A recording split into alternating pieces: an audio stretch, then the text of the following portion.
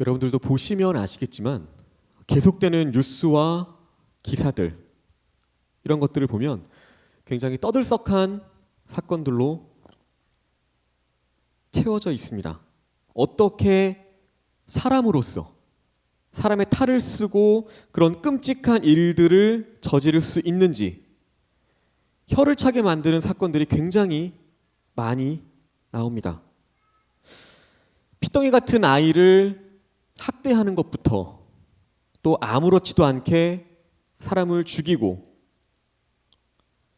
다른 편에선 가장 공정해야 할 사람들이 공정하지 않고 뭐가 어떻게 되든지 자신의 이익만 생각하는 것이 최우선인 사람들의 기사로 늘 채워져 있습니다.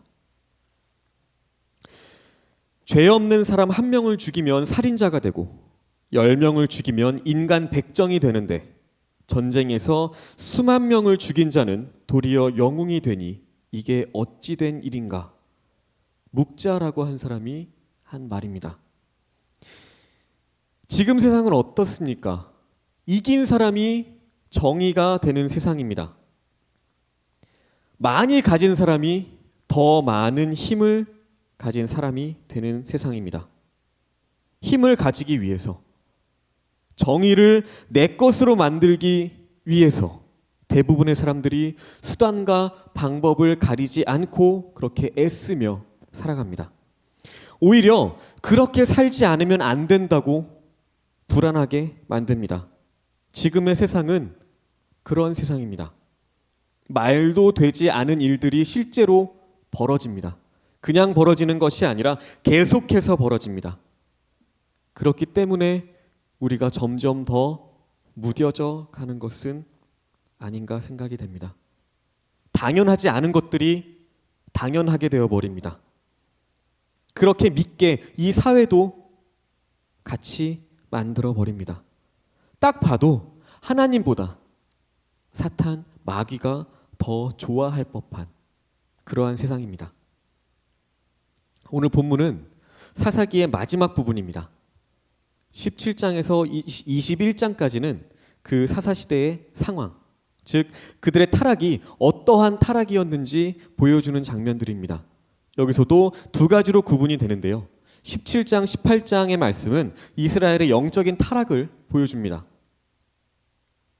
그 뒤에 19장에서 21장까지의 내용은 이스라엘의 윤리적인 타락을 보여줍니다. 지금 우리가 함께 읽어본 19장에서는 레위인의 타락과 또한 베냐민 족속의 타락을 다루는 장면입니다. 오늘 본문을 보시면 정말 소돔과 고모라와 같은 세상을 만날 수 있습니다. 오늘 우리의 사회가, 우리가 살아가는 세상이 이 모습과는 별반 다를 바가 없다고 생각이 됩니다. 그래서 오늘 이러한 악한 세상 속에서, 타락한 세상 안에서 하나님의 백성인 우리가 어떻게 살아야 할 것인가, 이것을 함께 나누어 보려고 합니다. 16절부터는 어떤 한 노인과의 만남에 대한 내용이 나옵니다. 저녁 때에 한 노인이 밭에서 일하다가 돌아오니 그 사람은 본래 에브라임 산지 사람으로서 기브아에 거류하던 자요, 그곳 사람들은 베냐민 자손이더라. 이 사람은 본래 에브라임 산지 사람으로 기브아에 거류하고 있던 사람이라고 말합니다. 그러니까 본래 그곳에서 베냐민 족속으로 나고 그곳에서 자란 것이 아니라 잠시 여기서 체류하고 있었다는 것입니다. 모세가 애굽에서 도망쳐서 미디안 광야에서 40년 동안 거류했고, 또 룻기에서 엘리멜렉 가족이 모압으로 가서 거류했고요. 애굽에서 이스라엘 백성들이 거류했습니다. 이것처럼 그곳에서 나고 자란 것이 아니라 잠깐 머물렀다는 말입니다. 그래서 그 노인에게는 어쩌면 나그네의 심정을 헤아리는 마음이 있었던 것 같습니다. 자기도 나그네처럼 이곳에 머물고 있으니까 그 나그네의 서름과 고통을 알고 있었던 것입니다. 17절에 그래서 이렇게 말합니다. 노인이 눈을 들어 성읍 넓은 거리에 나그네가 있는 것을 본지라. 노인이 묻되 그대는 어디로 가며 어디서 왔느냐 하니.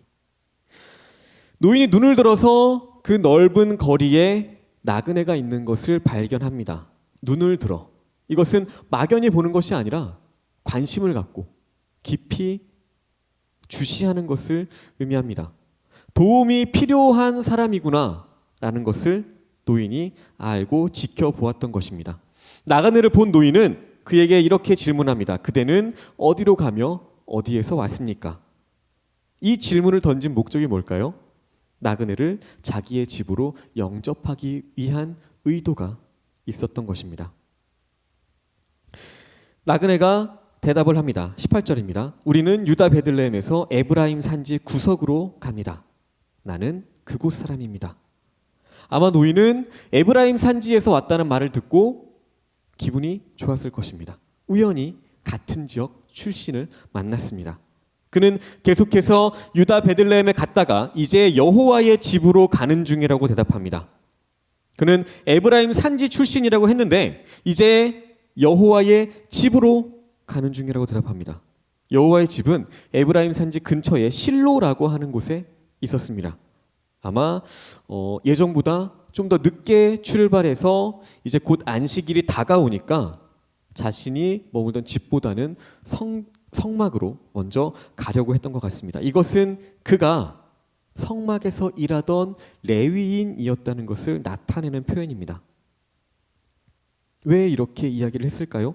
자기가 나쁜 사람이 아니라 자신을 영접하려던 그 사람을 해치려는 의도가 아니라 안전한 사람이라는 것을 인식시키기 위함도 있었을 것입니다. 그런데 아무도 여지껏 자기를 영접하는 자가 없었다고 말합니다.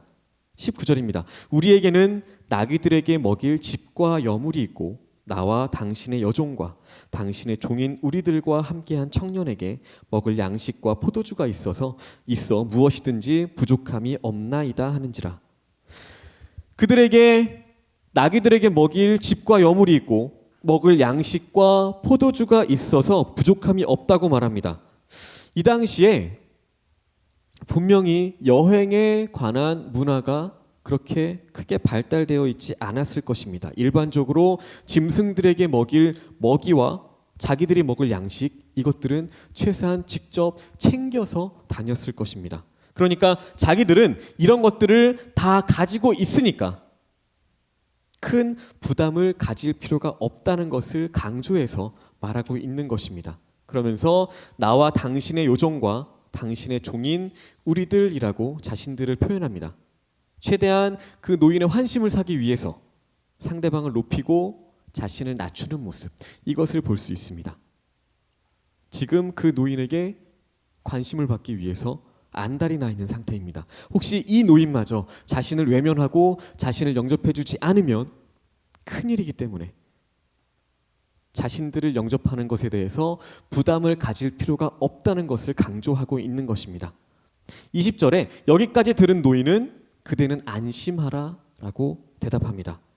아마 노인이 보기에 그 레위인이 굉장히 불안해 보였던 것 같습니다. 그리고 그대의 쓸 것은 모두 내가 담당할 것이라고 말합니다. 직접 챙기고 온 양식과 먹이, 그것을 지금 쓸 필요가 없고 내가 다 부담을 할 테니까 그대는 나의 집으로 와라. 그리고 길거리에서는 유숙하지 말아라 라고 말합니다. 길거리에서 유숙하지 말라, 거리에서는 노숙하지 말라는 것입니다. 이것은 그냥 인사치레로, 인사말로 그냥 흔하게 오고 가는 말이 아니라 정말 위험한 일이기 때문에 이 노인이 그 레위인에게 했던 말입니다. 기브아의 밤거리, 굉장히 위험했다는 것입니다. 안전을 책임질 수 없는 곳이었기 때문에 이 노인이 레위인에게 이런 말을 했던 것입니다. 사회가 불안할수록 밤거리는 더 위험합니다. 밤의 길거리에서 돈과 물건들, 양식들, 특히 젊은 여성을 데리고 노숙을 한다는 것, 굉장히 위험한 일입니다. 실제 기브아도 이런 것에 대해서 굉장히 위험을 느끼고 또 위험한 지역이었다는 것을 알 수 있습니다. 단지 그날 밤만 해당되는 것이 아니라 그것이 그들의 평소의 삶이었던 것을 그 노인이 이미 잘 알고 있었기 때문에 절대 거리에서는 유숙하지 말라고 그에게 말을 했던 것입니다. 21절에 이제 그를 자신의 집으로 데리고 갑니다. 나귀에게 먹이를 먹이고 발을 씻고 먹고 마시고 이제 휴식을 취하기 시작합니다. 22절에 그들의 마음이 즐거웠다라고 말합니다. 길거리에서 자신들이 머물 곳이 없으면 어떡하나 그렇게 불안함에 떨던 그들에게 평안과 행복이 찾아왔습니다. 모두 이 친절한 한 노인을 만났기 때문이었습니다. 본문에는 아무도 나를 영접하지 않는 세상에서 나를 영접하는 사람을 만나는 모습, 이것을 보여줍니다. 우리가 이 악한 세상을 살아가면서, 이 타락한 세상 안에 살아가면서 가장 풍성하게 누려야 할 복, 가장 우리가 추구해야 할 복, 많은 것들이 있겠지만 그 중에 하나 바로 이런 만남의 복이 아닐까요? 특히 우리가 어렵고 힘든 시절을 만났을 때 만남의 복이 있도록 주님께서 보내주신 그 귀한 사람을 만나는 그 만남의 복이 있도록 기도해야 할 것입니다. 성경에는 만남의 복을 통해서 그의 인생이 달라지는 것을 많이 볼 수 있습니다. 여호수아는 모세를 만남으로, 룻은 보아스를 만남으로, 다윗은 요나단을 만남으로 그들의 인생이 달라졌습니다. 좋은 친구를 만나고, 좋은 스승을 만나고, 좋은 지도자를 만나고, 그러한 만남을 통해서 우리의 인생이 달라질 수 있는 것입니다. 그런데 이러한 만남보다 더 중요한 만남이 있습니다. 바로 우리가 먼저 주님을 만나는 것입니다. 우리의 죄를 대신해서 십자가에 돌아가시고 사흘 만에 다시 살아나시고 부활하신 그 우리를 자신의 몸을 희생시키면서까지 사랑해 주신 그 주님을 만나는 것입니다. 이 세상에서 아무리 좋은 일들을 많이 했다고 해도, 수많은 사람들을 돕고 수많은 선행들로 사회에 굉장한 영향력을 끼쳤다고 할지라도 그 안에 그가 먼저 예수님과의 만남이 없다면 그것은 어디까지나 모래 위에 세운 집같이 언제든 무너질 가능성을 품고 살아가는 인생일 것입니다.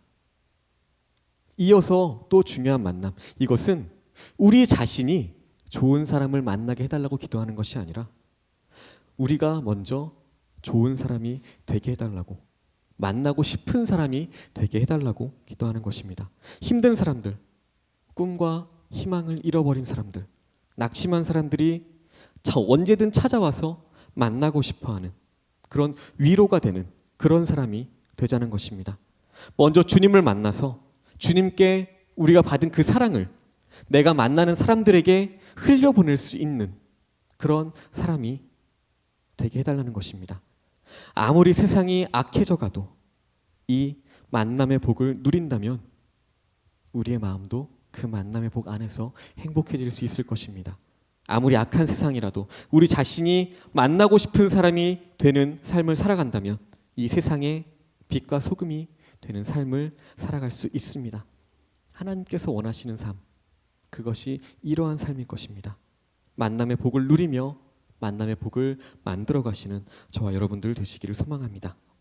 22절부터는 기브아 사람들의 그 악행에 대해서 설명합니다.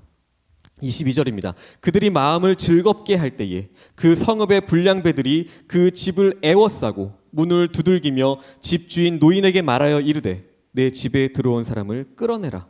우리가 그와 관계하리라 하니. 불행 중 다행으로 친절한 그 한 노인을 만나서 그의 집으로 들어갔습니다. 하지만 그의 집도 그렇게 안전하지는 않았습니다. 그들이 마음을 즐겁게 할 때에 생각지도 못한 도움의 손길을 만나서 기쁨을 누리고 있을 그 때에 또 생각지도 못한 일이 발생합니다. 그 성읍의 불량배들이 그 집을 애워싸고 문을 두들기며 내 집에 들어온 그 사람을 끌어내라라고 협박합니다. 이들이 요구한 것은 내 집에 들어온 사람을 끌어내라. 우리가 그와 관계하리라 였습니다. 이 관계가 무엇을 의미할까요?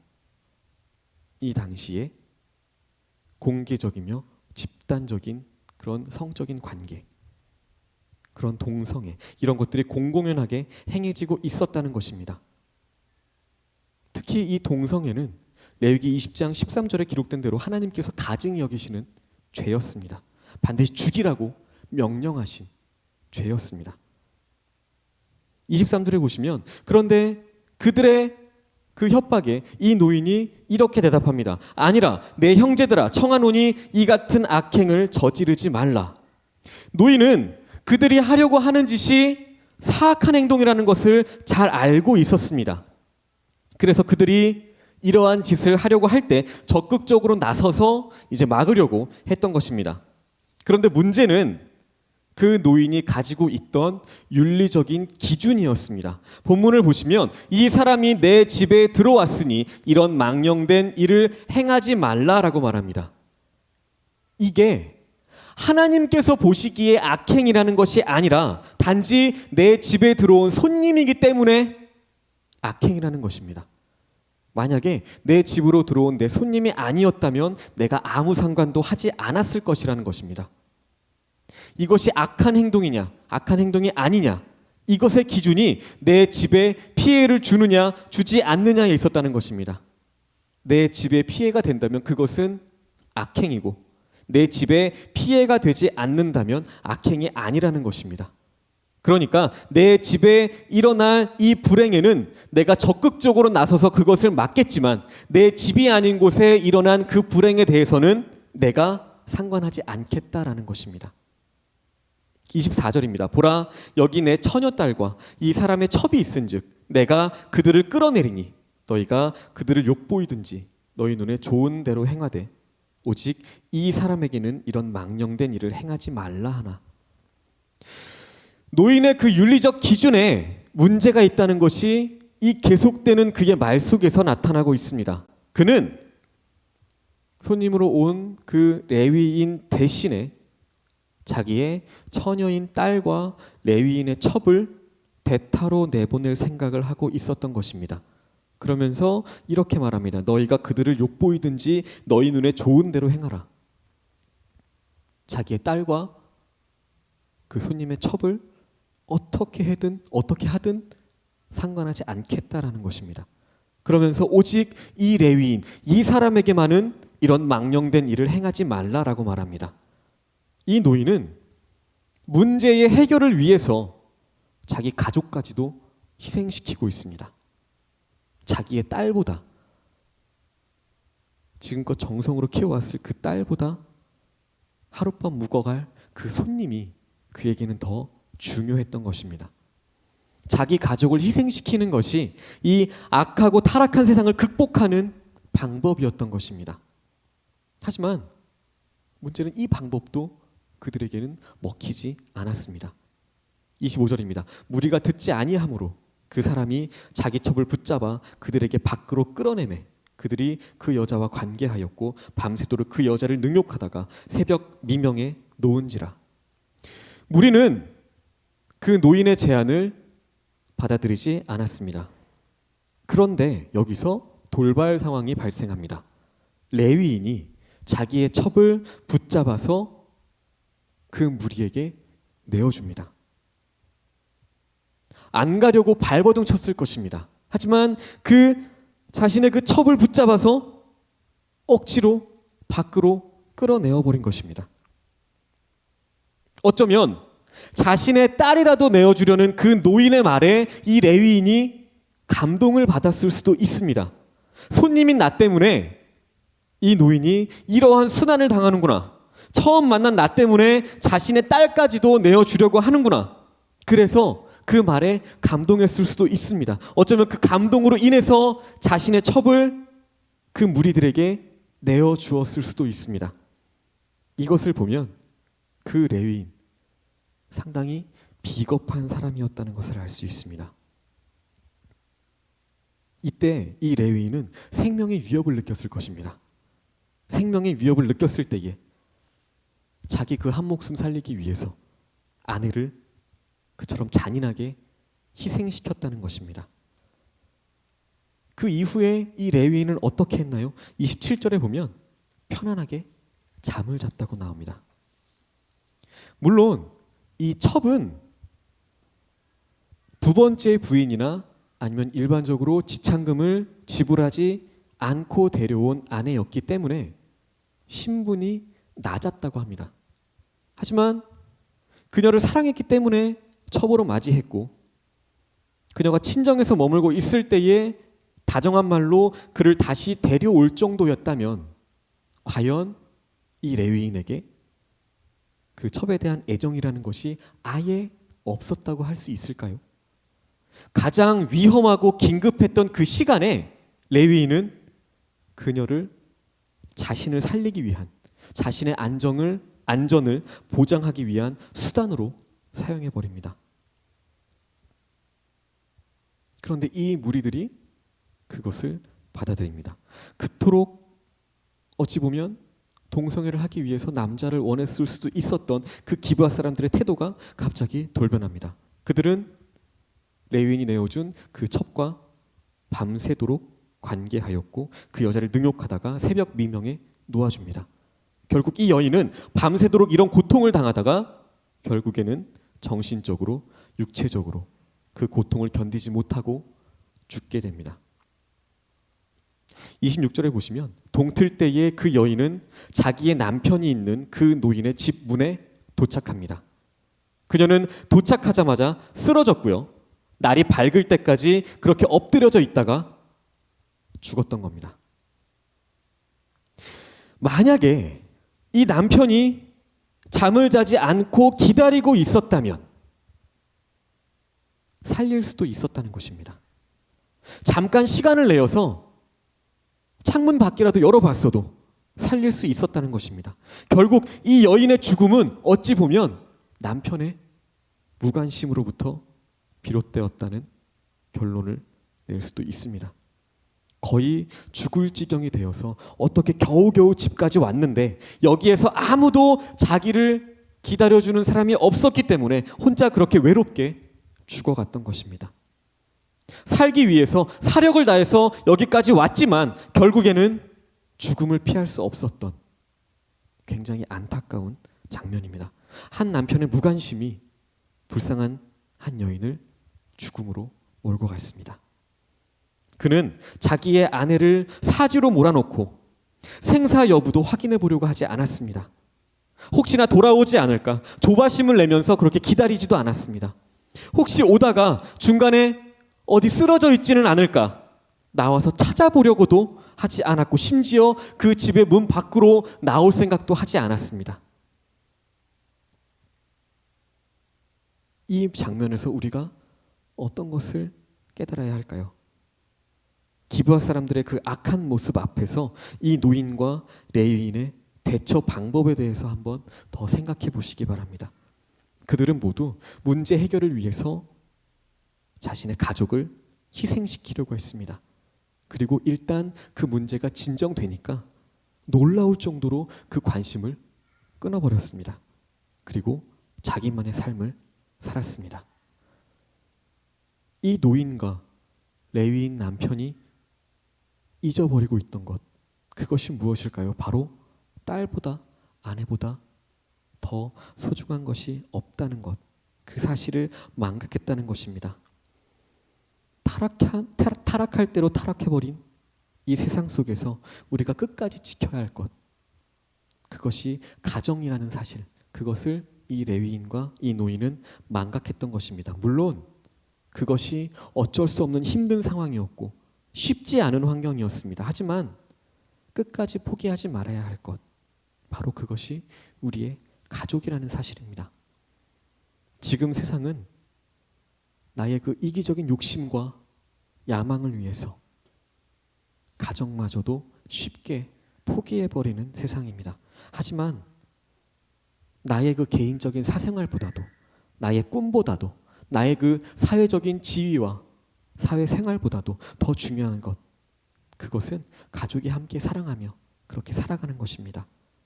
타락한 세상 안에서 나의 가정을 지키며 진정한 사랑의 공동체로 세워가는 것, 믿음의 본이 되는 그 가정으로 세워나가는 것, 그것이 하나님의 뜻입니다. 지금 나와 함께 살고 있는 내 남편, 내 아내, 내 자식, 그것이 정말 가장 소중한 보물입니다. 다른 것 때문에 이것을 희생시키는 그런 어리석은 사람이 되어서는 안 될 것입니다. 어쩔 수 없지 않느냐? 여기에선 방법이 이것뿐이지 않느냐? 어떠한 명분이든 하나님 앞에서 그것은 변명이 되지 않을 줄로 믿습니다. 이혼율이 아직도 세계 최고를 달리고 있고 폐륜적인 범죄들이 숱하게 일어나는 그런 이때에 진정한 사랑으로 세워진 가정을 보여주고 참된 행복의 가치가 여기에 있음을 보여주는 그러한 삶을 살아가는 것, 그것이 하나님께서 우리에게 주시는 하나님의 뜻일 것입니다. 타락한 세상에서 참된 가정을 세우고 진정한 공동체를 보여주는 그런 삶을 살아가시기를 주님의 이름으로 소망합니다. 이제 27절부터는 그 악에 대항하는 레위인의 모습이 나옵니다. 27절입니다. 그의 주인이 일찍 일어나 집 문을 열고 떠나고자 하더니 그 여인이 집 문에 엎드려져 있고 그의 두 손이 문지방에 있는 것을 보고, 이 레위인의 모습을 한번 더 보시기 바랍니다. 일찍 일어나서 집 문을 열고 떠나려고 합니다. 아내와는 상관없이 그냥 떠나려고 했던 것입니다.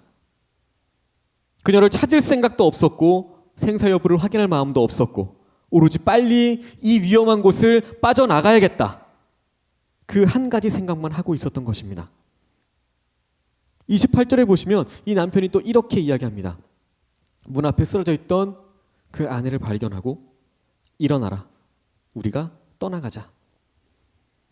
이 사람은 오로지 그곳을 빨리 벗어나는 것, 길을 떠나는 것, 그것에만 관심이 있었습니다. 밤새도록 죽도록 고생하고 문 앞에 엎드려져 있는 그 아내의 모습을 보면서 상식적으로 생각하기에 가장 먼저 무엇을 했었어야 될까요? 아내를 붙들고 통곡이라도 했어야 되지 않을까요? 미안하다고 사과라도 했어야 되지 않을까요? 자기 대신에 이 몹쓸 고생을 하고 왔다는 그 생각을 하면 안쓰럽지 않았을까요? 나 때문에 처참하게 그렇게 문 앞에 쓰러져 있는 그 모습을 보고 겨우 한다는 말이 일어나라, 우리가 떠나가자였습니다. 남편이라면 겉으로 내색을 하지는 않아도 정말 그 아내의 수고에 감사하며 더 많이 사랑해주지 못한 것을 미안하게 생각하는 마음, 남편이라면 누구나가 다 가지고 있을 것입니다. 하지만 여기에 나오는 이 남편, 이 레위인, 이 사람은 미안한 생각은 고사하고 조금의 관심조차 없었으면서 엎드려져 있는 아내에게 빨리 떠나야 되는데 일어나지 않고 뭐 합니까? 이런 식으로 무정하게 말하고 있는 것입니다. 그런데 더 심각한 것은 그녀가 죽었다는 사실을 확인한 뒤에 그 레위인의 행동이었습니다. 어떻게 합니까? 지금이야말로 죽었다는 사실을 확인하고 난 이후에는 정말 더 통곡해야 될 때가 아닐까요? 하지만 그는 그러지 않았습니다. 도리어 그는 이것을 통해서 자기가 당한 것을 보복할 수 있는 방법으로 사용하기로 결정합니다. 29절입니다. 그 집에 이르러서는 칼을 가지고 자기 첩의 시체를 거두어 그 마디를 찍어 12덩이로 나누고 그것을 이스라엘 사방에 두루 보내매 시체를 나귀에 싣고 자기 집으로 돌아갔습니다. 그리고 거기서 칼을 가지고 그 시체를 12덩이로 나누어서 각 지파에게 이스라엘 사방으로 보냅니다. 이 사람이 지금 왜 이렇게 하고 있는 걸까요? 아내의 죽음에 대해서 정말 안타까운 마음이 있었기 때문일까요? 아닙니다. 이 사람은 지금 기브아에서 자신이 당한 그 모욕을 갚을 방법을 생각하고 있는 것입니다. 자신이 당한 것보다 더 잔인하게 응징을 해야 하는데 이 첩의 죽음을 보니까 딱 그 방법이 생각이 났던 것입니다. 그래서 이 첩의 죽음을 통해서 자기의 복수를 하려고 그렇게 실행에 옮기고 있던 것입니다. 토막을 내어서 12지파에게 보냅니다. 이것이 윤리적으로 잘못된 행동이라는 것은 안중에도 없습니다. 그래도 함께 살았던 그런 아내인데 장례만이라도 제대로 치러줘야겠다는 생각, 이런 생각조차도 없었습니다. 오직 내가 당한 것보다 더 잔인하게, 더 그 잔인함을 극대화하게 복수하기 위해서 가장 자극적인 방법을 사용하고 있는 것입니다. 그래서 이 첩이 죽었다는 사실을 확인한 뒤에도 오열을 했다던가 눈물을 흘렸다던가 이런 표현이 전혀 나오지 않습니다. 그는 그녀의 죽음이 오히려 자기의 그 복수에 효과적으로 사용될 수 있겠다고만 그렇게 생각한 것입니다. 복수심만 불타면 사람이 이렇게까지도 된다는 것입니다. 최고의 자극적인 잔인한 그 방법을 사용하기 위해서 윤리, 도덕 이런 것들 다 무시하고 있는 것입니다. 30절입니다. 그것을 보는 자가 다 이르되 이스라엘 자손이 애굽 땅에서 올라온 날부터 오늘까지 이런 일은 일어나지도 아니하였고 보지도 못하였도다. 이 일을 생각하고 상의한 후에 말하자 하니라. 이것을 본 이스라엘 사람들 모두가 충격을 받습니다. 그리고 이스라엘 자손이 애굽 땅에서 올라온 날부터 오늘까지 이런 일은 일어나지도 아니하였고 보지도 못하였도다 라고 표현합니다. 출애굽한 이후에 이런 끔찍한 만행은 들어보지도 보지도 못했다는 것입니다. 그래서 이 일을 생각하고 상의한 후에 말하자고 결론을 내립니다. 20장 1절에 보시면 이스라엘 백성들이 모여서 회의를 합니다. 그리고 베냐민 족속이 거의 전멸할 때까지 전쟁을 하게 됩니다. 결과적으로는 그 레위인 남편이 원하던 대로, 바라던 대로 철저하게 보복을 할 수 있게 된 것입니다. 레위인은 자기가 원하는 목적을 위해서 인륜을 저버렸습니다. 자신의 양심마저도 짓밟아 버렸습니다. 윤리를 무시하는 사람의 수준으로 전락해 버렸습니다. 나의 목적을 위해서라면 거짓말도, 도둑질도, 사기도 무엇이든 할 수 있는 인간이 되어버린 것입니다. 이러한 짓을 하면서 어쩌면 이 레위인은 굉장한 정의감에 불탔을지도 모릅니다. 하지만 이것만이 최선이라고 생각했는지도 모릅니다. 타락한 세상을 살아가려면 악에는 더한 악으로 갚아야 한다고, 맞설 수밖에 없다고 그렇게 주장할지도 모르겠습니다. 폭력으로 나오면 더 큰 폭력으로 맞서고, 정치적으로 나오면 정치적으로 맞서고, 힘으로 나오면 더 강한 힘으로 받아쳐야 한다고 그렇게 생각했을지도 모릅니다. 우리가 지금 살아가는 세상, 이러한 세상입니다. 이런 타락한 세상 안에서 하나님께서 원하시는 세상을 이기는 방법, 이것이 무엇일까요? 세상이 악하게 나온다고 해서 우리도, 또한 우리 교회도 그렇게 악하게 나가서는 안 된다는 것입니다. 악으로 악을 갚는 것이 아니라 선으로 악을 이기는 모습을 보여줄 수 있어야 한다는 것입니다. 레위인은 이러한 방법을 알지 못했습니다. 악한 일을 당했기 때문에 더 잔인하고 더 강한 악으로 갚아야 한다는 그러한 의미 없는 정의감에만 불타올라 있었던 것입니다. 그래서 어떻게 되었나요? 동족끼리 서로 싸우는 비극이 일어나고 베냐민 지파는 씨가 말라버릴 정도로 무너지고 말았습니다. 악으로 악을 이겨버리게 되면 이러한 결과가 나타나는 것입니다. 타락한 세상 속에서 모두가 악으로 악을 갚는다고 할지라도 선으로 악을 이기며 살아가는 모습을 세상 사람들에게 보여주는 것, 그것이 하나님께서 우리에게 바라시는 것입니다. 형들의 손에 노예로 팔렸지만 형들을 보살폈던 요셉처럼, 자기를 죽이려는 사울을 그래도 기름 부음을 받은 왕으로 인정하며 끝까지 존대했던 다윗처럼, 말없이 십자가를 지고 골고다로 올라가셨던 예수님처럼 그렇게 우리도 살아가야 한다는 것입니다. 악하고 타락한 이 세상을 살아갈지라도 그 악에 물들지 않고 선으로 악을 이기며 살아가는 저와 여러분들 다 되시기를 소망합니다. 말씀을 맺겠습니다. 오늘 본문은 세상이 점점 더 악해지고 있는 이때에 우리 그리스도인들이 어떻게 살아야 할 것인가에 대해서 생각해 보게 하는 그런 말씀입니다. 타락한 세상 안에서 하나님께서 우리를 하나님의 백성으로 세우시고 그들에게 보여주시고자 하는 그 모습이 어떠한 모습일까요? 우리는 세 가지를 보았습니다. 아무리 악한 세상을 살아가더라도 만남의 복을 누리며 만남의 복을 만들어가는 그러한 삶을 살아가는 것입니다. 또한 어떤 일이 있더라도 가정만큼은 끝까지 지키고 포기하지 않고 진정한 가정의 모습, 믿음의 본이 되는 가정의 모습을 세상에 보여주는 것입니다. 마지막으로 아무리 세상이 악하게 나온다고 할지라도 악으로 악을 갚는 것이 아니라 선으로 악을 이기며 살아가는 모습을 보여주는 것입니다. 아무리 타락한 세상을 살아갈지라도 여러분의 삶은 빛나는 보석과 같은 그러한 삶이 되시기 바랍니다. 여러분의 삶을 통해서 하나님이 기뻐하시고 세상은 놀라며 하나님의 나라가 이 땅 가운데 견고하게 세워지기를 예수님의 이름으로 간절히 소원합니다. 우리 시간 함께 기도하시겠습니다.